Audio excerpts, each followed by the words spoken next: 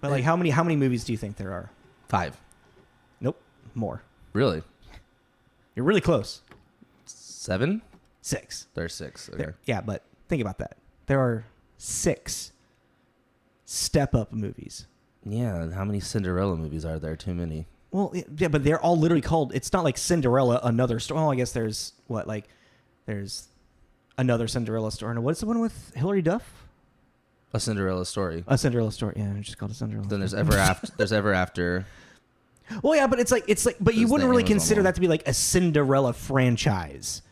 I mean, it's the Cinderella name. It's not like a Cinderella movie franchise where they're continuing some weird. I just saw the new one on Disney called like Sneakerella. Oh, I forgot about that. Yeah, like it just came out.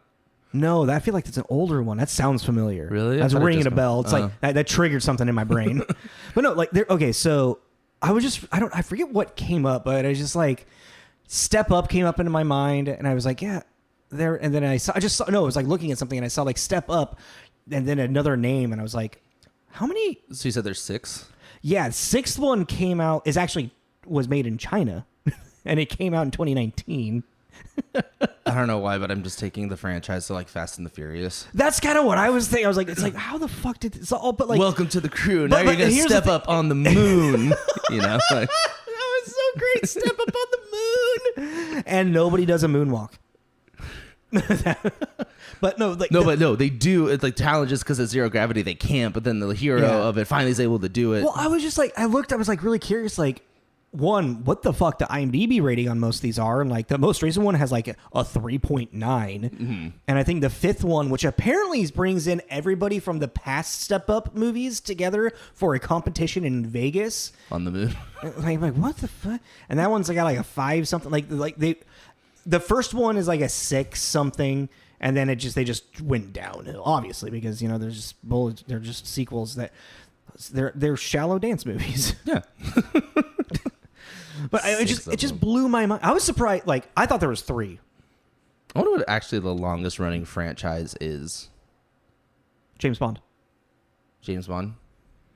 I mean, like continuous one? Yeah. Not like remade or rebooted, because like technically James Bond has had like, minus the fact that I would kind of consider Roger Moore's James Bond and Sean Connery's James Bond to be kind of like a fluid line. Like the same Bond, technically. Yeah, it's kind of like, it's definitely a different actor, but it's kind of like the same Bond verse.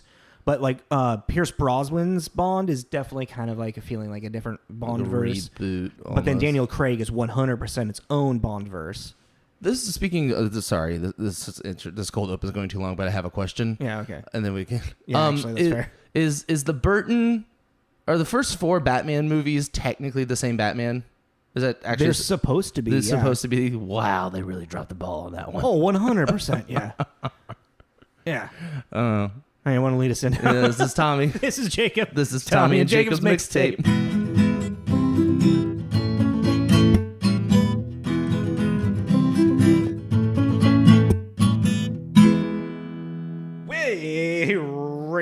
No, I'm going to do it. You lead us in. Hey, everyone. That's usually how you start a conversation. Hey, how you doing? No, you go, I'm a car. Yeah, welcome back, everyone. We are now going into the dark comedy realm for a couple weeks, maybe. We know we're doing 2. This one and sure. one next week. But yeah, welcome this week to us doing Very Bad Things. 1998. Actually, I liked its release dates because it was actually released like Toronto Film Festival on September 11th, 1998, and then it went through a couple other different festivals until it finally had its USA and theatrical premiere November 25th of 1998, right around my birthday. Yay! Oh yeah, I didn't notice that.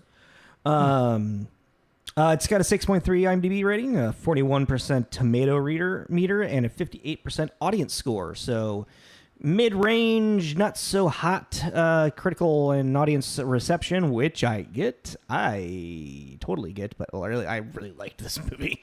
The title is very, very poignant. Oh, yeah, very poignant. To what this movie is. Oh my god. How many movies did you have? On 98, I had 61. I had 68. Oh. Yeah, look at that. Getting you in the 90s. It was a good year. What? We haven't said that in a long time. This is a good year for movies. Oh yeah, that used to we would say that. Like, I think it was. It was a really good year.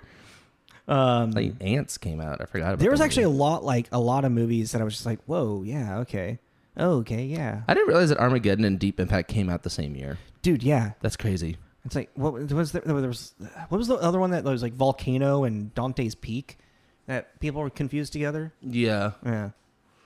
Aeon Flux Ultraviolet. You know. They're the same movie. Anywho, yeah, so box office, this movie was 130 worldwide. It just, this movie just didn't really have much of a box office draw. Also, this movie is just, this movie kind of like sticks out for the time period. This is a little dark for the 90s, like late 90s. You know what I mean? It's definitely something. Yeah, it's questionable on its morality, but also Like, it's kind of the point, though. that is the point. That's what I kind of like about it, Yeah. No, what's you got for Yeah, your? I was going to say, what's your synopsis? So, to give an idea what the movie's about, we should start off with a synopsis so people know what we're talking about first. God damn it! live and learn. Death at a bachelor party leads to paranoia and murder as 5 friends spiral to cover up their indiscretions. That's a great synopsis. Yeah. This movie is stressful, man. It is. It really is. I did not know what I was getting into. I had forgotten about half of it, actually. Oh, did you really? Yeah. I was like, whoa, okay. All right, so let's get into writer, director, and all that stuff, because this also has the same writer and director, which is the best. Huzzah, baby! It's so nice. But he only has 8 writing credits as well, and like what was it, like 30-something directing credits? If you have it I up, have it right here. 31 directing credits, 8 writing credits, a lot of producing. Yeah. So kind of more of a producer on stuff. And this was his directorial debut as well. Yeah. But you would also, for other directing credits that he has, he also directed Hancock. He directed The Rundown with Hancock's at Will Smith. The Rundown's Dwayne Johnson and Sean William Scott. Yeah. He's also the creator of Friday Night Lights. Like, he wrote and directed the movie, which then he took off and had like spun off with the series with. So like, which is a very popular, I feel like, a American football, drama. Yeah. So I was actually kind of surprised, like, oh, this is the guy that brought us Friday Night Lights. Yeah, it's a weird, like, I would say pretty diverse. yeah, like The Kingdom. Yeah, like he's Like the war movie with like Jamie Foxx. Who's in that? Mark Wahlberg. Oh wait, no, that's the other one I was thinking. Jamie Foxx. Yeah. Jennifer Garner. Yeah. And Chris Cooper. I feel like he did have something on his. He has like 2 recent-ish movies with Mark Wahlberg, I want to say. Like Battleship. I forgot they made a movie. Did he do that? Yeah, he did Battleship. Oh, dude, I overlooked that. Oh my God, yeah. Yeah. You sunk my battleship. Dude, I wonder if they say that in the I don't movie. know. You never seen it? I've never seen it. Oh, man. Actually, we should... Oh, that would be a fun block to do. Movies that we both haven't seen that just, like, we saw were like, that's going to be absolute garbage and don't want to watch. Watch it just for this. Battleship, yeah. Yeah. Deepwater Horizon is a Mark Wahlberg one. Yeah, okay. It's about and there's also an American Patriot or something, which takes place after the Boston Marathon bombings. That's Patriots Day. Oh, okay. Yeah, that's what that one's called. That's also with Mark Wahlberg. Yeah. It seems like it's okay. All right. So yes, that's Peter. That's Peter. Peterberg. Did you want to go into the writing credits, or that kind of covers it? Yeah, I feel like that's good for them. Yeah. Because I feel like the most popular thing really from him is Friday Night Lights, and he was writer and director with that. Yeah. I think he may have also been a writer with the Rundown. I don't know. Never mind. Let's just move on to actors. Oh, okay. Who do you want to start with? Let's start with John Favreau, because he's kind of like our, other than, the horrifying Christian Slater, he's kind of our protagonist of the story. Yeah, I was going to say he's like the hero. He's kind of our narrator. Like, we're following this story through kind of like... his perspective. I wouldn't say perspective, but through... It's like the events seem to be happening at him and how he's responding to it. Yeah, and he is the groom, and it's all started at his bachelor party. So, yeah, he's like He's like this central character. He's the glue that holds the story together as everything falls apart around him. Yeah. God damn. Just the psychopaths in this movie. There's like I do want to ask though really quick. Did you actually enjoy this movie? Not particularly. Yeah. Yeah. I was wondering because it's like you really like Seven Psychopaths, and this kind of has like I feel like in the realm of comedy, it's kind of in that. I saw what they were trying to do, but I didn't find it particularly funny. Okay. I feel like they kind of missed the mark on the humor to it. Well, okay. Let's get into starting. We can start talking about that. I'm jumping the gun with stuff. But yeah, Jon Favreau. If you're not familiar with him, we already did with him. He's in The Replacements. He is Happy Hogan in the MCU. Iron Man's assistant, best friend, Peter Parker's adoptive uncle, if you want to say. He's also really for this time, like really probably known for Swingers. Yeah, and then I would say maybe his like short role in the show Friends. He was Monica's rich boyfriend. I think his name was Peter Berg, actually. Oh, no, they called him Pete. I remember that. I don't remember his last name. I think it may have been Berg, actually, which is weird. But yeah, Monica's rich boyfriend that wants to be a UFC fighter. He directed Elf. I mean, he's really the reason Elf is such the big hit that it is. He's the Star Wars guy. He's brought us Mando. He's directed The Lion King. But yeah, Jon Favreau. I mean, he's he's in Chef. Yeah. Yeah, one of my favorites of his movies. Yeah, he's a guy I would love to just like sit down and just like have a conversation with. I love his voice. Yeah. I really like his voice. It's so weird like see him in interviews now because he just seems like such a pleasant guy, but when he was younger, he's just got such sharp features with his like he looks like an MMA fighter. Yeah, he kind of looks like he just like flip off the handle at any moment too. Yeah, it's like now it's clearly obviously it's him, but he's just way softer looking, like more approachable. Yeah. Like I don't know. Like you said, looked like he could flip on you at any second when he was younger. Because he also has like when he was younger, because of the features, he had a really intense stare. Yeah. Like what is the Dan Cummings joke? The trying to I don't remember. Trying to solve a math equation that's carved in the back of your skull. Yeah. Yeah. It's that kind of look. Like you're like, what did I do to you? It's like what? It's like what's on me? Yeah. Like, is there a bug? But yeah, so Jon Favreau, he's kind of like, he's our catalyst through this movie in a way. Then I would say Cameron Diaz really quick because she's the bride. They're the ones getting married. We've already done her. There's something about Mary. You probably also recognize her, Charlie's Angels. We just talked about Gangs of New York. Oh, briefly. Was that recorded? Yeah. Oh, okay. Yeah. It was very brief. I was surprised you hadn't seen it all the way. Yeah. Bad Teacher, Vanilla Sky, The Mask. Yeah. Pretty. Or she retired from acting in like 2014. Yeah. And then I think next has definitely got to be Christian Slater. Yeah.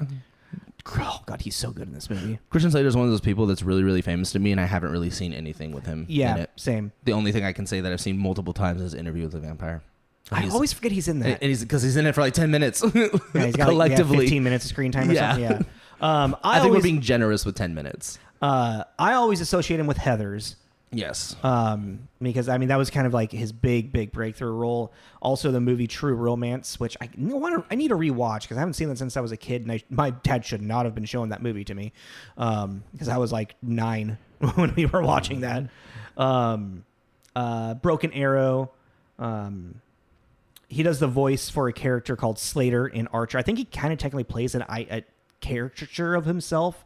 That's like running a Secret Service agency or something. Yeah, I mean, he has 137. Yeah, he's got a lot. He's also he's the voice of Deadshot. I saw that in Justice League shows. Yeah, which now that because I know I think it's called Hell to Pay.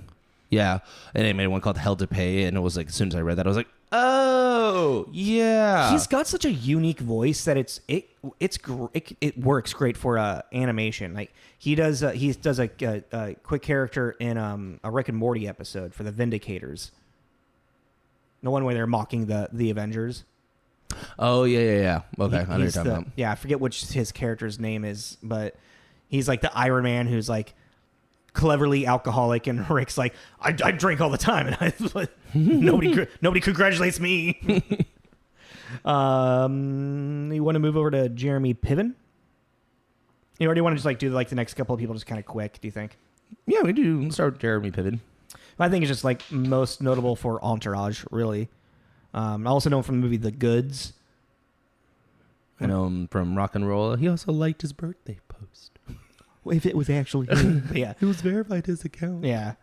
He was the original person to play George in Seinfeld. They recasted him for Jason Alexander. I could see that.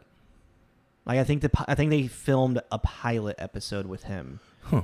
And there was just something like he didn't really have like the energy that, because George is supposed to be Larry David. Jeremy Piven's also in Edge of Tomorrow. I was sitting there. I was like, it's uncredited, wasn't it? Yeah. It said, yeah. I was sitting there. I'm like, where? In the army base? I think so. Yeah. I was just like, man, Yeah, like, it has weird. to be just like he was probably a character that was just like written out on accident or edited out. Yeah. And then also he's the dean in Old School. Yeah. That's something I feel like people might know him from. Yeah. He's such an asshole in that. Yeah, he's great. Yeah. I really like Jeremy Piven. Actually. No, he's great. I Yeah. think he's got a very dry humor to him that I like a lot. That's him and Vince Vaughn. Fucking. It's like, oh man, that actually kind of makes sense with him and John Favreau in this. Oh my god, like I would Like, love if like John Favreau, Jeremy Piven, and Vince Vaughn, like Is there trio. a movie where Jeremy Piven and Vince Vaughn have an argument? Because I feel like that'd be really good. Probably in Old School.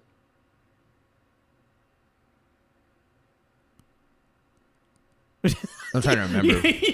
your pause on your face, though. I could see like Vince Vaughn like saying some like wisecracker as shit to Jeremy Piven. You know. Wisecracker ass. You like that? Very Vince Vaughn right there. Wisecracker ass shit. All right, so let's go into Daniel Stern. Probably most notable Home Alone. Yeah, then I would next say like City Slickers. Yeah, which I love that movie. He's the narrator for the Wonder Years. He's Kevin Arnold's adult self talking about his childhood. Mm-hmm. And then Leland Ozner. Yeah, Leyland Oz. Who he's got a recognizable face. I try to look through his stuff. Like, the only thing that I really can like pinpoint seeing him in is Seven. I remember Bone Collector 7. 7, he has that fucking he's in it for like less than like maybe a minute or two. Yeah. Because he's the guy that was forced to use the knife strap on. Yeah. And he fucking kills the like fucking that role. He does a great job with. He has like 90 acting credits. There's and it's a moment, like a lot of stuff that I'm like, wow. There's a moment in this that he's Having that freak out, that kind of energy, which I was like, oh, I wonder if this is what. I know which part you're talking about. I'm like, maybe this is where they got the idea for that. Such a good freak out. Honorable mention to Kobe Tay. And then just a quick one, I would say probably Gian Tremplehorn, who, what is the movie with him? What is it? Oh yeah, Basic Instinct, and Waterworld are kind of like her two biggest things. And Kobe Tay. That made me laugh. The stripper. Oh yeah. I was like, wait a second. I was like, oh, is she somebody? And I looked her up, and she was I don't know if she still is. I meant to look her up actually. Is she a porn star? She's a pornographic actress. That makes sense. But I was sitting there taking notes, and I was just like, oh, okay, cool. And then like hit images, and I was like, whoa!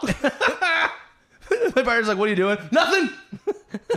Swear, I'm not. It was an accident. It's research, I promise. I swear for to project. God. I swear to God. But yeah, they are a pornographic actress, and an adult film star. An adult film star, and it just was very. Hey, okay. First time we talked about that before.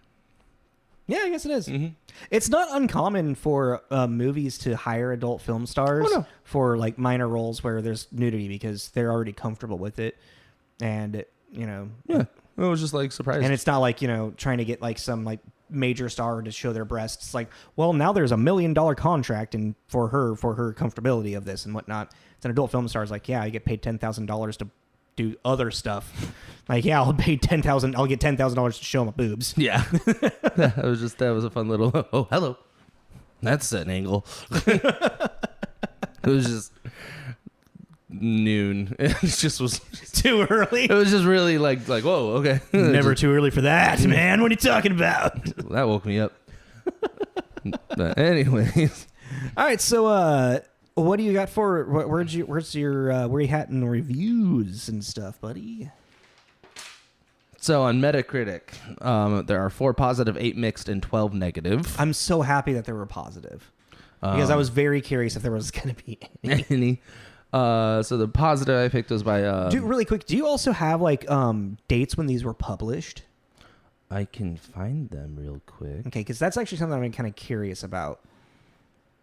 So this was... That's one of those if it actually opens up the app. Because you're like, you might actually you're just pulling like a little tagline. Well, because they're old enough, they're not on the sites anymore. Exactly. Yeah, that's fair. Well, I mean, that's saying that it's probably older than 2015. Yeah. So my positive was Owen Gliberman at Entertainment Weekly. Peter Berg's scandalous, sick joke thriller is packed with rude and clever twists, and it delves with surprisingly force into the hypocritical postures of corporate-era male bonding. The cast is terrific, especially Christian Slater. And I liked that one because I think some of what saves this movie is Slater. And we can get into that. For mixed was Kim Newman at Empire. The film has some real sense of a situation slipping out of control with marvelous displays of hysteria matched by movie trickery that spreads the edginess to the audience. And the one that made me laugh before we started, Kenneth Turan at the LA Times. Hollow, simple-minded, and about as profound as his experience as stepping in a pile of roadkill. Jesus. And then, not that bad. And then the other... These aren't the ones I actually am using as a reference, but they just... Keith Phipps at AV Club. It's a worthless bit of low-grade satire that it's as sophisticated and entertaining as a pile of twigs. Man. And the actual negative one, I went with Roger Ebert, Chicago Sun-Times. It isn't a bad movie, just a reprehensible one. It's presented as it presents as comedy things that are not amusing. If you think this movie is funny, that tells me things about you I don't want to know.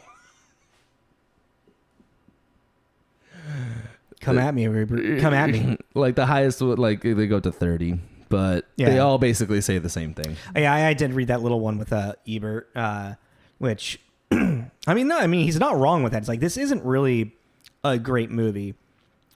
That's but, the thing. It's not a bad movie.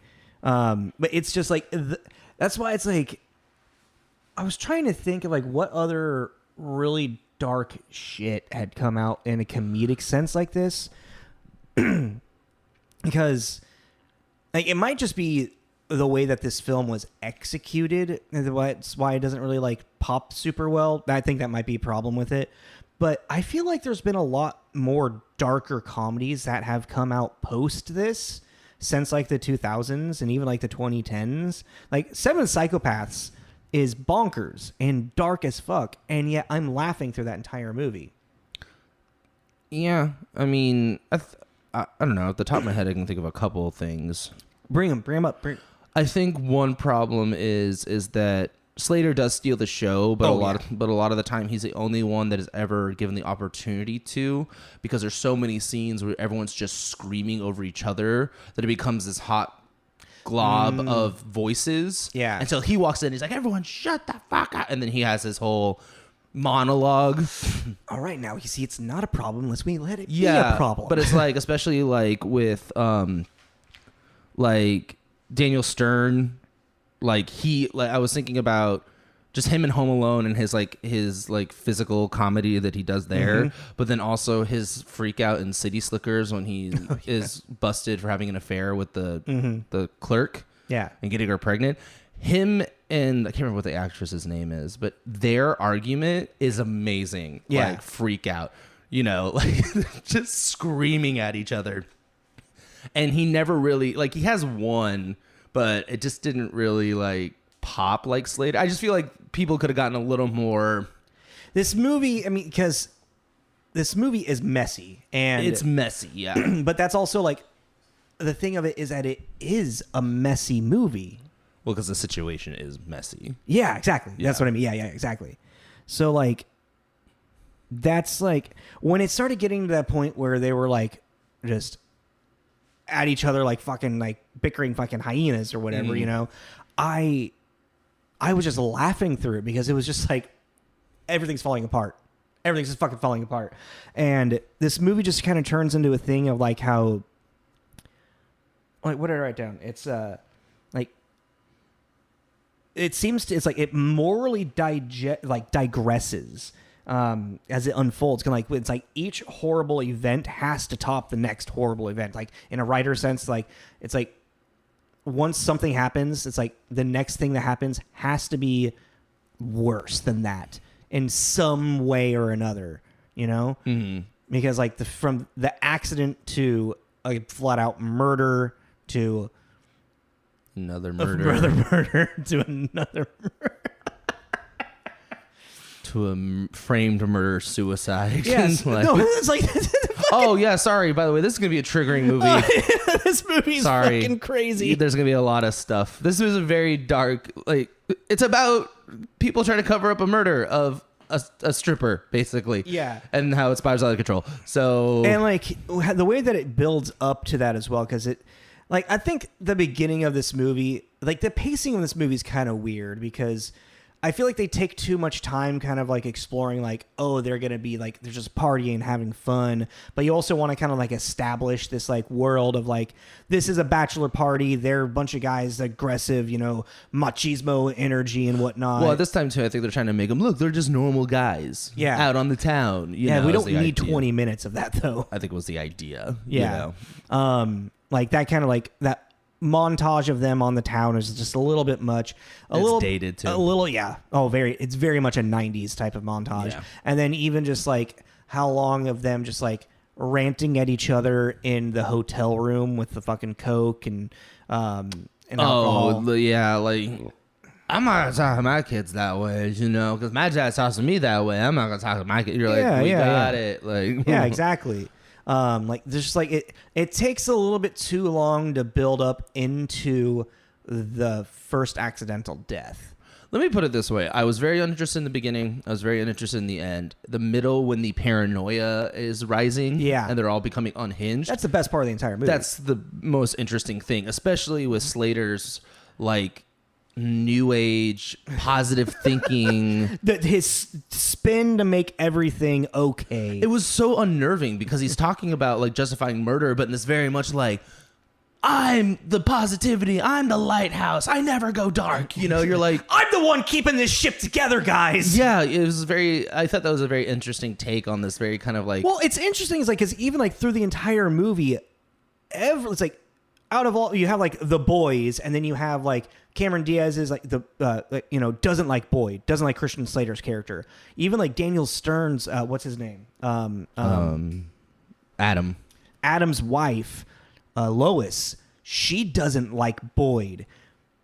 These women clearly know that Boyd is a horrible influence. And even like the way that he's like talking to those people at the beginning, like they establish his character as being a forward asshole. He's like, hey, can you not be on the lawn until I invite you up here? Yeah. Well, what's wrong with the second? Like, because that's how this works. Yeah, and it's like weird too because he's like a realtor, and I've always known realtors to kind of be like really nice people, kiss asses. Yeah, you exactly. know, they're trying to make commission on selling a house. Yeah. Like, kiss ass is negative, but you know what I mean. I know what you mean. Yeah. They're presenting themselves as a friendly. Hey, how's it going? They're selling themselves as much as the house. Yeah, so, exactly. Yeah. You know, so to be like, get the fuck out of here, it's like, yeah. Is that kind of anti your job, right? So like, there's this whole thing of like this aggressiveness from Boyd that he kind of like puts the other men in their place. Like he's like asserting himself as like, I am the one in charge here. It's kind of an alpha move. Yeah, exactly. He's trying to be an alpha. Mm-hmm. Yeah. Which I find really interesting is the, like, you don't really fully pick up on it because you just think Cameron Diaz's character just, you know, stressed about the wedding and just kind of being a bit of a bridezilla. But that flip at the end, or not even a flip. It's more like a discovery that, oh, she's just as psychotic. She's a monster too. As Boyd. Yeah. And Kyle is just somehow has surrounded him, like become the best friends and in love with just a bunch of psychopaths.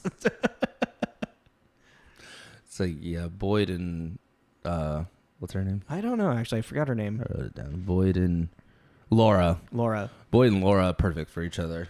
They just didn't know it yet. They would have ended up killing each other. Yeah, but I mean, she fight fire with fire. Right? I mean, that really is that's, and I'm kind of gonna go back to that. I think Christian Slater stole the show because he's also the only one that really gets any time to. Yeah, because he is the one that kind of takes control of it. Because like I wrote like the list like in order of everybody that dies. It's the prostitute or stripper prostitute Tina, the security guard or security officer. I didn't get his name. I can't remember. Then Adam, Lois, Michael, then Boyd. No, they just security guard. Yeah, they didn't we have never it. get a name. Okay. I think they said it like a name It's on the not card, but on his like name tag, yeah. But yeah, it's because like so 1, 2, 3, 4, 5, 6 people die in this movie. And there are like 6 main characters. Yeah. But like the ending is probably, it's weird. It's like the ending I don't think is very good, and I think it kind of like leans. That's the trying. Okay, it tried too hard. It's trying to be funny, and it's like it just did. Which is like so weird to say because of what happens. Like it felt like they were just very. That's the thing about I think with a lot of like dark comedy and stuff like that. It's very easy to just go tasteless, you know, and there are definitely, and that's also, I think that's, of course, that's obviously just in a matter of opinion, because I think the whole Tucker and Dale versus Evil officer, these college kids just came and started killing themselves on my property. I think it's hilarious because it's so honest. Yeah, and it's there's like an honesty to it. And there's from this person's perspective, this what looks like is what's happening, and he's freaked out about it and doesn't know what to do, and is honest to God, like, I don't know why this is happening, but this is what's happening, and there's a conviction to it. And someone can make an argument that is tasteless, but I find that very funny because, like you're saying, the honesty behind it, and if you put yourself in that person's shoes. What would you be freaking out? Like, why? What is happening around me? Why are all these kids killing themselves around me? You know, without not, you know, they're trying to murder you, but you just don't know that. But like, there's just some moments in this where it really just like, I was like, I don't know what the punchline is. It's like it just feels like it's becoming a very contrived moment. Like this is just that the writer wanted this to be an event, and they just kind of like forced it in. Yeah, and doesn't have any kind of natural. It's like there was a justification on it, but it just didn't like feel like it was earned. It didn't feel organic. Yeah, and that was kind of my like the humor in the middle, and it's not even. That's the thing. It's not even like ha ha ha ha. It was very much like oh shit because of an event that had happened, or just like the entertaining thing was watching like God, you really blanking on everyone's names. Like Adam and his brother spiral. Oh yeah. Okay. Well, like there was a good amount of like setup of like they bicker at each other all the time. Yeah, they're brothers, but now it's like, you know, they're brothers that are still fighting like brothers, but they're adults and have a lot more baggage. Yeah, actual shit to bring up. It feels very unearned when Michael turns the car around to run it into the minivan. You know, like that's kind of earned, but then like that one fit to me. Not only because it is the vessel in which they hid the bodies, which he has. Okay, that's fair. And he goes, "You ever touch my? I'll put you in the ground if you touch my minivan again." That made sense to me. But that's also, I feel like he would have noticed possibly Adam diving in front of his fucking vehicle. Like, he did, but at that point it was too late to stop. I don't know. It's like that part felt contrived for me. I did. Yeah, that felt contrived. That was my oh shit. I laughed at it because I was laughing like fuck. My partner looked at me, he's like, "What's going on in there?" I'm like, "I don't know." A lot of people are dying. And Jacob made me watch another weird movie. my first note on that one too is like, why isn't Pippen Michael? Why isn't Michael arrested? I don't know how do you swing that to make it that into an accident? There's just like little things like that where it's like, yeah, Christian Slater somehow is able to like persuade everyone to he would be arrested. There's little unbelievabilities where it's like incontinuities. I wouldn't say incontinuities because that, I mean, it's, I get what you mean. Yeah, because it's not like it's like, generally like how we say is like, just eat the carrot. Yeah. It's like whatever. But like it's like clearly, yeah, he ran his car into his brother's minivan and his brother into it, regardless of the fact that they swing it as like, oh no, it was an accident. He would still be brought in for processing and all of that stuff. If anything, he would go to manslaughter. Yeah. He probably wasn't sober. He left a wedding. Yeah. And he's been spiraling and self-medicating. Well, I think that's another thing that kind of this movie. You gotta suspend your belief. Yeah, but I was gonna say also the fact that pretty much everything revolves around Michael, kind of, I think took me out of it. Like, so Michael accidentally kills Tina. Mm-hmm.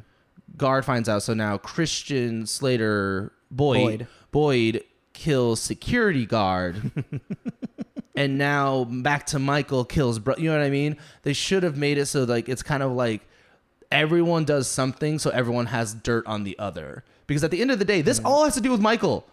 You can you can try and do a deal like at this point. Like, like you could sell him down the river if you wanted to, and he's not really making a case for himself to not do that. Yeah. He just killed his brother. He's completely spiraling. Not only is he spiraling in the sense that he's getting drunk and high and just talking about it at bars. Mm-hmm. So he's a complete liability. Well, and that's when Boyd steps up and again, but now we're back onto Boyd. You know what I mean? Yeah, exactly. It's because like it all seems like that's why when we're saying it's like it's kind of hard to like it's like Kevin or Kyle is kind of the protagonist in a way. It's like through his lens because it's kind of things that are more happening to him, and I don't want to say it's not unreliable narrator, but he's just more of a narrator for this, like the Great Gatsby. Like the story is about Gatsby, but you're seeing it through the eyes of Nick. Yeah.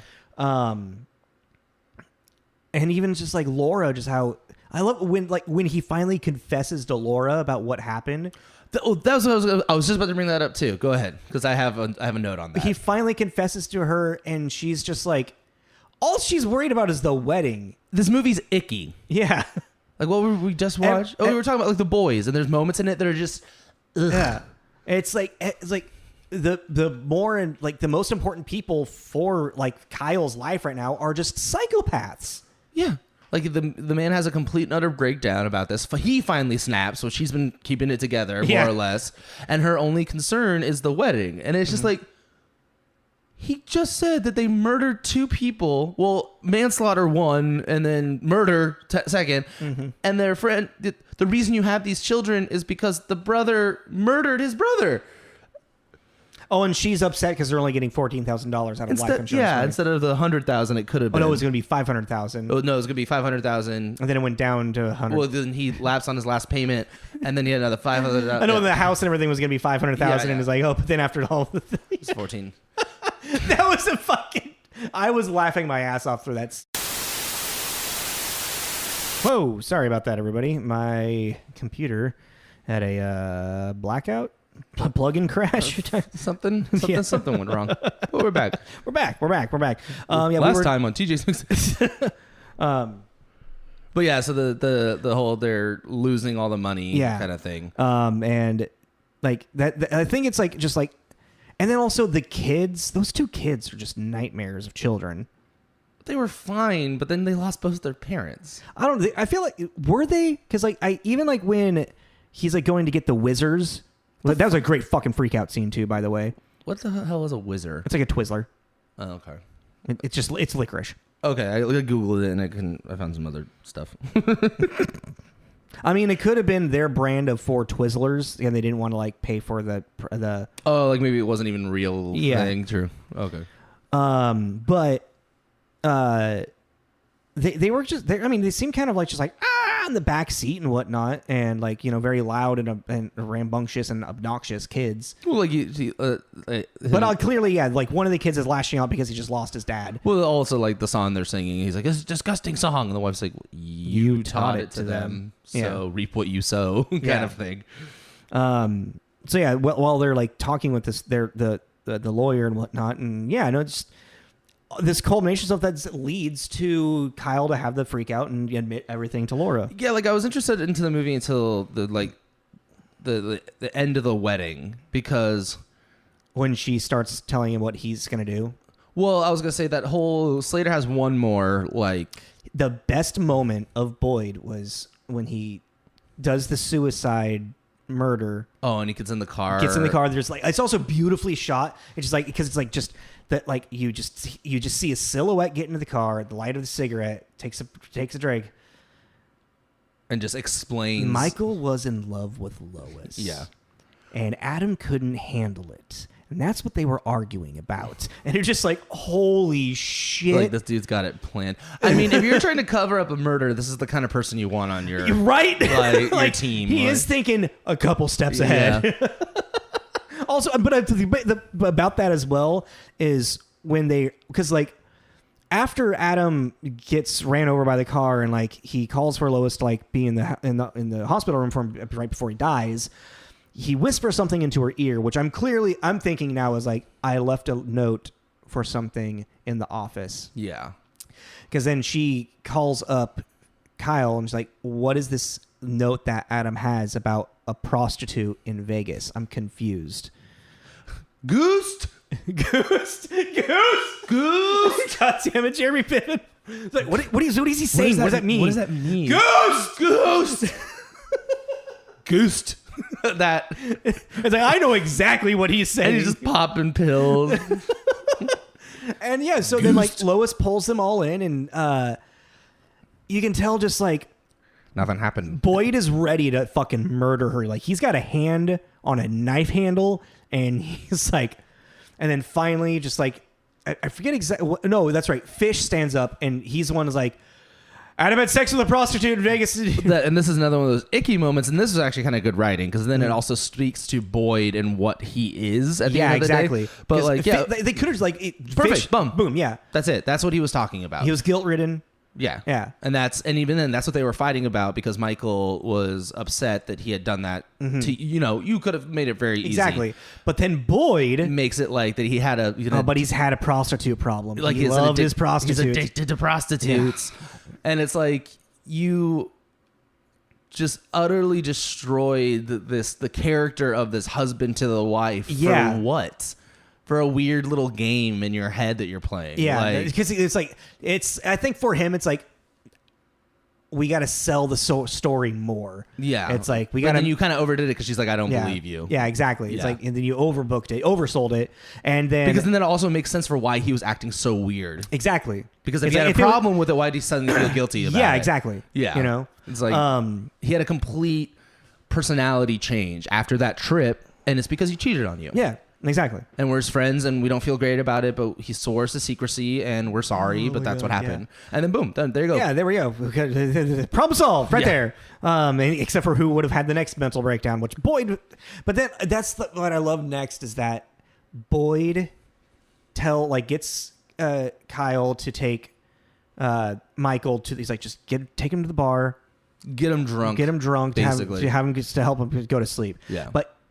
He wants him to get drunk for another reason, and you don't find out till because you're like, what the hell is Boyd doing? You know he's doing something. Yeah, because like even like Fish is like Boyd says like he's gonna stay here and take care of Lois, and Fish is like, whoa, what do you mean? Yeah, and Boyd like, I wouldn't kill my friend's wife. What do you think I am? But that wasn't like when I write good old dick bite.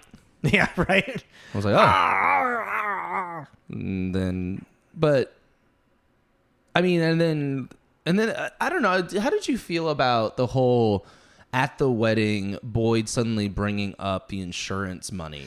I felt that was kind of out of left field. It felt like out of left because field. the whole idea, and again, you could just be like, this is all like the ruse he's been doing. But the entire time, it does seem like he's been, quote unquote, protecting his friends, but protecting himself. Like he doesn't. I think that kind of goes into like what I was talking about. Is like, what's really like what's the thing that can top the bad morality choice of the last bad morality choice, you know? And if anything, it's kind of like Boyd has now chopped up 2 bodies and killed somebody, covered murders, has been covering Michael's ass, now killed Lois, killed Michael. I've done all of this stuff for your fucking wedding, dude, to protect you so you can do this with your fucking wife. Now pay me. So pay up. Yeah. Like I'm not just doing this for the kindness of my heart anymore, right? There's so many moments too, and even the other like cast still have it too, where you're like, and as an audience member, you're like, what the fuck are you talking about? And it's like he's saying with such conviction that he believes it, but the whole like, yeah, I'm the lighthouse. You're like, great. What do you want? We're Goose. Goose. That I did like. I'm like I like that one. I like the goose thing. But so like it, I did love this. And then then Laura shows back up. This is so with Boyd, he starts attacking Fish for the money, and they just get into a fight. And since Laura is also a psycho, and I like the quick little as like the cut to like her running back to figure out what's going on. She's like, I told Boyd 2 fucking minutes. Which is like nice, and then finally, you fucking idiots. Yeah, the amount of F-bombs dropped in this was so good. It was a lot. I was like, wow, they're using that a lot. But I was kind of bummed out because like the whole, he like, they hide him in the bathroom stall, and then he wakes up. Oh, yeah. I mean, we're kind of skipping over the fact that Laura beats his head in. Oh, that's why I already said that. I was did you? Yeah, I didn't hear you say that. Kills him. I think I did. But yeah, so she like, you think, oh, she's going to come protect her fiance. And it's kind of like, no, she's protecting her wedding again. And she beats him with such a fucking psychopath. What was it? It's like a coat rack. Yeah, it was like a coat rack. And so you're like, oh, Boyd's dead. But of course he wakes up and is like the whole... He's a resilient... This movie also kind of like... It pulls out some horror like influence. Like him climbing up the stairs covered in blood. And then but the monster isn't dead yet. It's coming back for its second bit. And then like, obviously, then if he falls down the stairs, but then he has like the last jump scare. Yeah, I was gonna say, him coming up the stairs was also just a great shot because he's being Boyd in it, and he's like, "I got the rings." It's very much Nicholson in The Shining, like that's what made me think of, especially with like kind of the limping and darling, light of my life. Yeah, it had Give that me kind the of bat. Had that kind of like manic. I'm not gonna beat your brain. But I wanted him to actually show up in the wedding. Mm-hmm. I don't know how you could write that into that, but I wanted him to like come out and everyone see him like all in his bloody glory. Bloody glory. But you see, the whole thing about the movie is that it's all about what's hidden behind the door. Yeah, I mean, that was also him opening up the door and then him falling back down. And what was his name? I forget his name. That character's name. Floyd? No. More. Yeah, the quiet one throughout the movie, pretty much. Oh God, his freakouts. Oh yeah, when I have toes. When they're burying the chopped up body. That was also fucking ridiculous. Where they're getting ready to bury these bodies, chopped up bodies in the fucking Las Vegas desert, and then Adam's like, "Wait, no, we got to put the bodies back together." That's a pretty That's a pretty good dark comic writing right there. Yeah, because that's the whole morality theme. Yeah, it's like where he's like, no, as a Jewish person. This isn't right, and then everyone's it's like, sacrilegious, and everyone's like arguing with him, and he's like, "You're doing it, or you're fucking getting out of my way," And it's like, he's spiraling because like if we're gonna fucking be this, if we're gonna murder people, it's bargaining. Yeah, it's like bargaining. He's bargaining with his own like soul, his own morality. Yeah, it's like if we're gonna be this evil, we're gonna at least make sure that these people can be fucking like put together they can find eternal rest. Yeah, and then even after that, when he's like, well, "Do you think he had kids? Do you think that guy had kids?" But yeah, that whole going through the pieces thing. Jesus. It was like, okay. Oh, I got her head. Yeah. I've got toes. I've got toes. Just. It was. Well, because that's also kind of the thing too. And so no, then they finally get what I found fucking even more ridiculous was they finally put the bodies back together, and then Boyd's like, "There, you fucking happy?" Adam's like, "Yeah, all right." And then they start putting the body parts back into the suitcases. It's like, what was the point of this entire thing? I think that's where kind of the miss kind of hits, because even so you have this moment and it's very dark, but there's like this weird kind of humor to it that you've just murdered people, you chopped them up, and now you are worried about their and you're like, okay. But then, like what you're just saying, then he starts freaking out about the kids, and he has that whole thing at the gas station. That just comes off like a drama of a man that is feeling guilty. There's nothing funny. Even him like walking around and tripping over stuff, like that felt like you're trying to be slapsticky. It's stressful. That was one of the most stressful moments in the entire movie. And it's not funny. I was laughing through it. Okay. But I have a sick, twisted sense of I humor. do too, but I just didn't find that funny. So I guess we're different. I think I have a little more sick, twisted sense of humor than The you do, whole honestly. organizing the pieces bit, that was hilarious. morbidly funny. Like, and it was the rationalization, the bargaining that made it funny. Yeah. That's what made it funny. And also just some of the conversations they were having were just like, are there Jews in Asia? Yes, there are Jews in Asia. There are Jews in Asia. Well, fuck, all right? I didn't know that. Like, oh man, it's like there are like moments that are like that. I think the humor really like uncomfortably stuck through, like when the prostitute was already dead in the bathroom, and they're all like freaking out trying to figure out, and then Boyd is just her name was Tina. I just had a Fight Club thought. His name was, or what is it? His name was. Bob? Yeah, but they had the full name. He was Bitch Tits Bob. Yeah. But I can't remember what his... Yeah. Robert something. Yeah, Robert something. Yeah, okay. Anyways, what was... So yeah, Tina is dead in the bathroom, and they're freaking out, like, not going to call the cops, not going to call the cops. We're getting, like, Christian Slater's, like, figuring out. He's like, nobody knows. And all of a sudden, knock, knock, knock. Security. Shh. Nobody saying security. And just, like, that uncomfortable, like... Well, what the fuck are we gonna do now? Well, also when he says, and he's like, no, and then he's like, he's gone. See, it's problem like, solved. No, he's not, and then security lets themselves in because they're security. That's their job. Yeah, but that's even like that's the weird like, and then they stab him and they lock him in the bathroom, and that's just like heart wrenching. Yeah, because he's just screaming like help, like he's just asking for help. Somebody, saying, I'm bleeding, help me, help me. It was just like, ugh. Good Lord, it's tense. It's just like.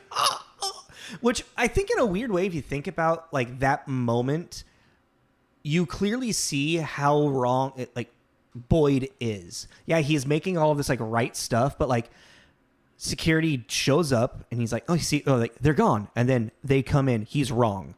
At this moment right here, it's setting up that Boyd is going to be controlling everything, but you know that everything that he's trying to control now is the wrong thing to do because he was wrong, Yeah, but again, Michael didn't close the fucking door. No, yeah, Michael just fucking closed the goddamn bathroom door. It would have been fine, because he was just all, oh, yeah, I guess they're getting crazy tonight. He didn't know that crazy, but closing the goddamn door now. Well, that's what, I think that was like, I didn't really realize that until we were talking about it, but that is like, it isn't this full, like, circle of situational fuck-ups and causing situations. It's either Boyd or Michael. Always are like the problems, and it's like Owen, god damn it, more is just the quiet mechanic that is just kind of along for the ride, that literally he didn't do anything. I have toes. Yeah, like, I mean, I guess he did do that. He was definitely an accessory. Yeah, but yeah, I don't know, it's one of those, I see what they were trying to do, and I just don't think they executed it. And it's like, very well. like what we've talked about before is like your last 10 minutes of the movie kind of like are. We didn't even talk about that. Yeah, are kind of like your give or like make or break of it, because like depending on how you wrap it up and button it, the way that it ends is like, so after like finally the ceremony happens and Kyle and Laura get married. But then it's like, since he's admitted everything and she's now killed Boyd, Boyd is dead. She now has her own freak out and Boyd moment of telling Kyle what he's gonna do next, and that's gonna go bury Boyd. Oh no, it's gonna go move the bodies in the desert because it was stupid for them to bury him out there anyway, which it's the Las Vegas desert. Yeah, no, I'm like, but then they just went to another part of the desert and buried him again. Yeah, I didn't get that. No, yeah, it doesn't make any sense. It's more of anything that's a control thing for her. Yeah, and then she's also like killed. But it gives Kyle the excuse to get more in the dog out there. Bunker. Yeah. Out there because she wants Kyle to take care of Moore and the dog. Well, Moore because she just doesn't want any more loose ends, and she doesn't want a dog. She's tired of the dog. Yeah. Well, she even says just let it out of the car, like I don't care, or something like that. And he's like, I'm not gonna kill the dog. But then Kyle has a turn of morale and doesn't do it. Or is that all a hallucination? And maybe he got in that car accident on the way out to the Las Vegas desert. No, because they're dirty on their driving back. Yeah. But pretty much, Kyle finally kind of takes some moral high ground and stops the murders. Doesn't kill his friend that he's had since the third grade. His last friend. Yeah. And doesn't kill the dog, but then falls asleep at the wheel and gets into a car accident, paralyzing him. And he loses both of his legs, and then his friend is seemingly paralyzed from the neck down. Yeah. And it cuts to her this ending is just it's ridiculous. Ending. Yeah. And it shows she's cleaning the bathroom, and clearly the house is now in disarray, and then her going downstairs, and you realize, oh, they were actually really hurt from their accident. So they're actually alive. She has two boys, one of which that has I was trying to figure it out. I couldn't tell if he had cerebral palsy or if that was actually caused from the accident that. No, because the kid had it since the beginning. He did? Okay, I didn't notice that. So yeah, the kid has cerebral palsy or something. He's using canes. Mm-hmm. Which also, just in general, there seemed to be a lot of cheap shots at that kid for a little. Yeah, I was like, that was also really off-putting. Hey, that was just the 90s. No, totally. But I was just like, okay, these are cheap. These are real cheap seats. But yeah, so it shows that now because of her sending out Kyle and him falling asleep, she now has two children, one of which that might have cerebral palsy or something like that. Her now husband, because she needed to get married, is also in a wheelchair, and the best friend is in a wheelchair, and the dog is missing a leg. Yeah. And one of the kids, the oldest of the kids, is just a giant bully to everybody, and just he says to her, "Are you done cleaning are you done cleaning the bathroom? Better be fucking spotless." Or something. And then she just has a complete breakdown and just wanders into the street, screaming hysterically. Yeah, just in hysterics. Yeah, it's completely in hysterics, and then falls to the ground. And does a long pan out of her just laying in the middle of the street. Yeah, and it was stupid. Well, it's even as I feel the character. It's every moment of it was so over the top of what the world that this movie had created. It felt out of place. It felt like a scene from Me, Myself, and Irene. Yeah, that kind of humor. A Fairly Brothers thing. Yeah, it felt like that kind of humor, and it's that's not what this movie was. Yeah, up until this point right here, I was kind of thinking oh, car crash, they're dead. Yeah, full circle.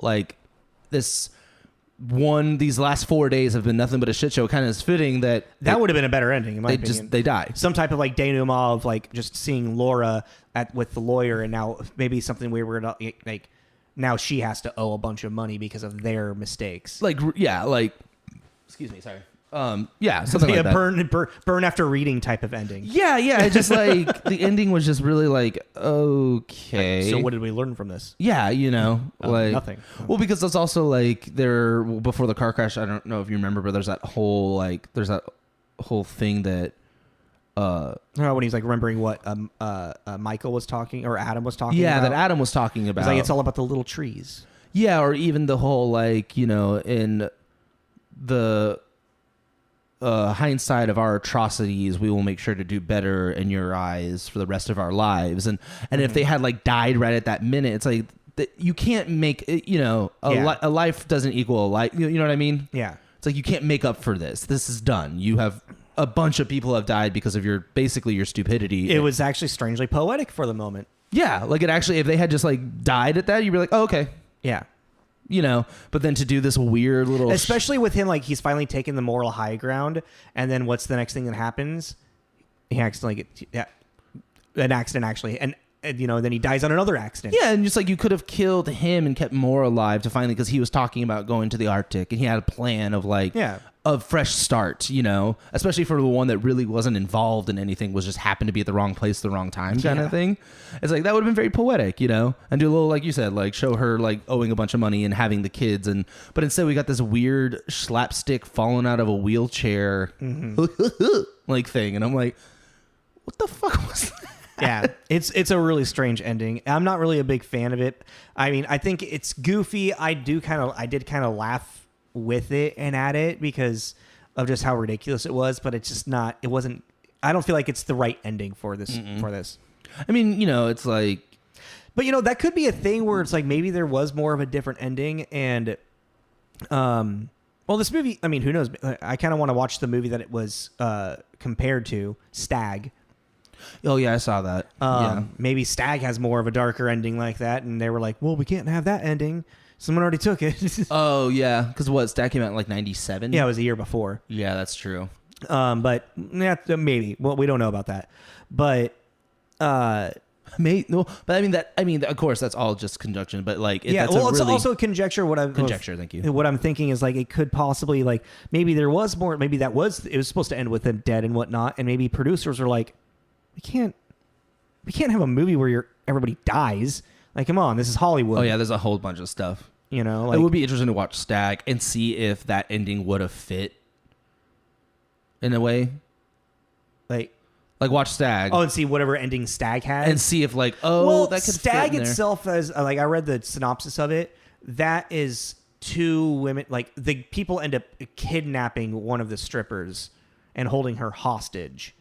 So like, there ends up being like a really completely different storyline. So like, I don't know. Like, now that I think about it, it's like, yeah. Now that you're saying it out loud. No, I'm saying it out loud and thinking about it. Like, also, when I was like, well, if there's two prostitutes or two strippers that one gets murdered, one gets captured, one gets kidnapped, this sounds like two completely different movies now.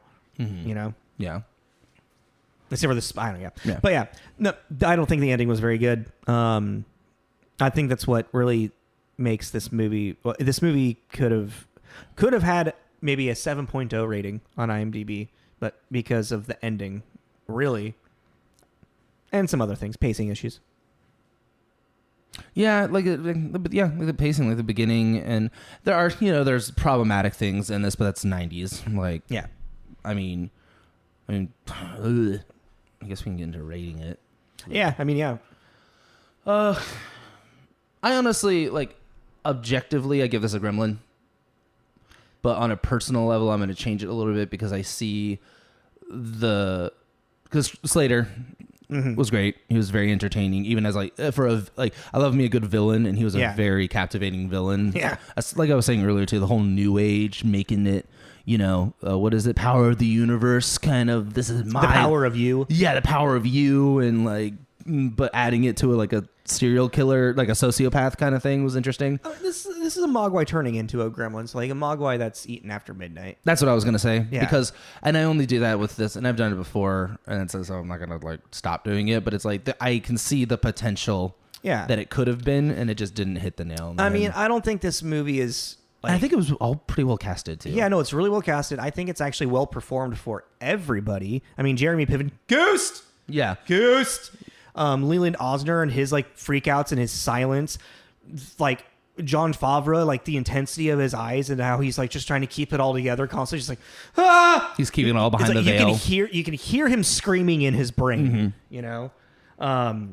I think Daniel Stern, his like complete just utter breakdown of everything with paranoia. It's like each person has their own level of how they're dealing with the situation. Yeah, and Daniel Stern just also has a really great.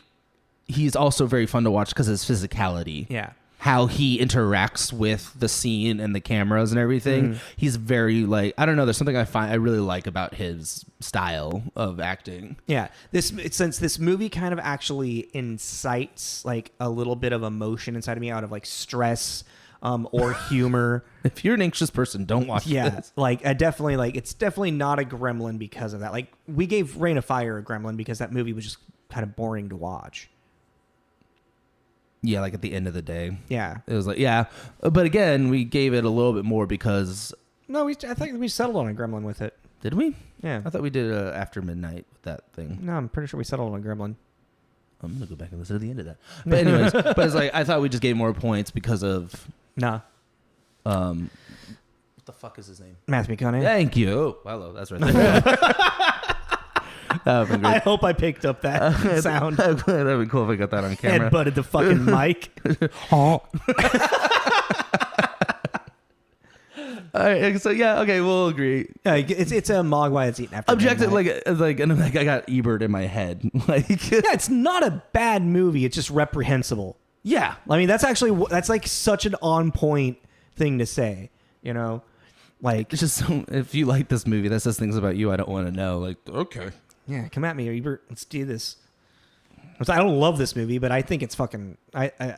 I find it. I think there's a special fun ride. There's a special place, and it's a special place in hell for people like you.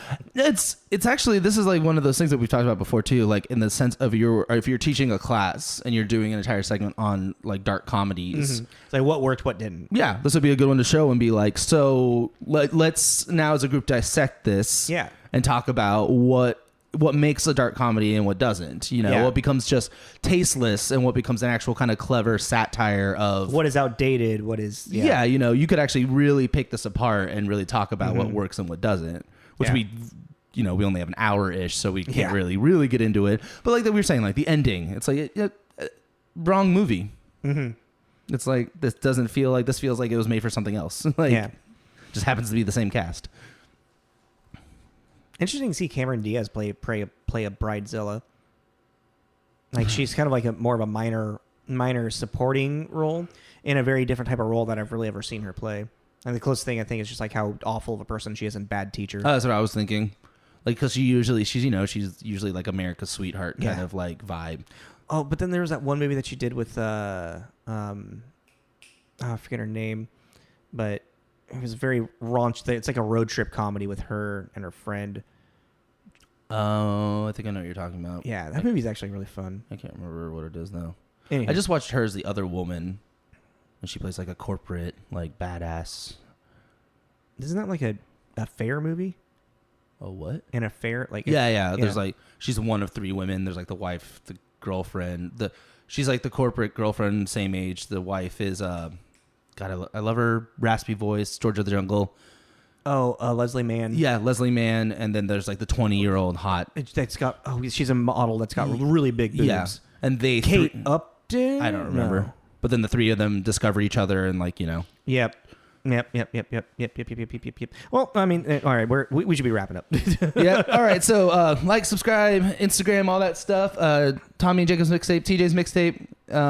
What are we doing next week, Jacob? Death to Smoochie. Yeah, that's the Smoochie. And like we said, we're deciding if we're gonna add a third kind of dark comedy. Yeah. I guess we'll probably discuss it next week once we do Death to Smoochie and see if we want to move on. Yeah, that's actually a fair thing to do. Because this is a lot. We don't like to do too much of one type of thing. I mean, we got lucky with the action block that we just did because we found a way to separate them into couplets. Yeah, and they ended up all being pretty different. Yeah. In their own right, you know. Dark comedy just kind of a lot of death and stuff in it. Yeah, I mean, we're doing Death to Smoochie. Okay, well, I kind of want to start this and let's see if this. Do you remember liking it? Yeah. You remember liking it? Yeah. I remember really enjoying it. I'm just wondering because I mean, when's the last time you watched it? It's probably been a good part of 10 years for me. It's probably the same for me. Yeah. So after 10 years, your taste can change. I think it might be over 10 years. Yeah. So right now we're thinking we still like it. Yeah, I think I'm definitely still gonna like it. I mean, I don't know if I'm gonna tear it apart, but Off the top of your head, is Nathan Lane in it?